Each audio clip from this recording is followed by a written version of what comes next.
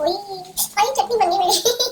बिस्मिल्लाहिर्रहमानिर्रहीम, अस्सलाम वालेकुम। एफपी किचन एड में वेलकम। आज हम बना रहे हैं आलू बुखारे की चटनी। चटनी तो अमूमन बहुत ज्यादा यूज की जाती है। सबसे ज्यादा पसंद की जाने वाली चटनी जो होती है वो है आलू बुखारे की चटनी। शादियों में भी यूज होती है आलू बुखारे की चटनी। आज मैं उसकी रेसिपी आपके साथ शेयर कर रही हूँ। ये 200 ग्राम हमने आलू बुखारे लिए हैं। ये थोड़े से बादाम है, 3-4 बादाम लिए हैं हमने। थोड़ी सी हमने ये लाल मिर्च ली है और थोड़े से ये 4 मगज हैं। थोड़ा सा इसमें नमक शामिल करेंगे। चीनी आप अपने टेस्ट के मुताबिक यूज कर सकते हैं। चले हम बनाना स्टार्ट करते हैं आलू बुखारे की चटनी। सबसे पहले हम पैन में 1 गिलास पानी शामिल करेंगे। फिर हम अपना फ्लेम ऑन करेंगे। अब हम पानी का वेट करेंगे जब तक इसमें बबल्स आना शुरू ना हो जाए। तो उसके लिए हम इसको कवर कर देते हैं। चलिए हम अपना पानी चेक करते हैं कि इस गर्म हो गया है कि नहीं। ये देखिए इसमें बबल्स आना शुरू हो गए हैं। अब हम इसमें वॉश किया हुआ आलू बुखारा शामिल करेंगे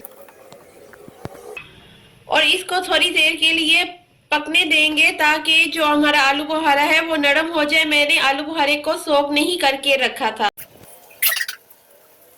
अब हम इसमें टेस्ट के मुताबिक चीनी शामिल करेंगे और इसमें थोड़ा सा नमक भी शामिल करेंगे। थोड़ी सी इसमें हम लाल मिर्च भी शामिल करेंगे और इसे हम अच्छी तरह मिक्स कर लेंगे। कुछ लोग इसमें फूड कलर भी शामिल करते हैं। हमने इसमें फूड कलर नहीं ऐड किया। ये खुद ही इसका कलर अच्छा सा निकल आएगा। थोड़ी चटनी बनने वाली। ये देखिए हमारा जो पानी था वो ड्राई हो गया है और ये देखिए कितनी अच्छी सी हमारी आलू बुखारे की चटनी तैयार हो रही है। इसका आप शीरा चेक करें, ये कितना अच्छा और गाढ़ा सा बन गया है। अब हम इसमें चारों मगज शामिल करेंगे और इसमें थोड़े से बादाम भी शामिल करेंगे।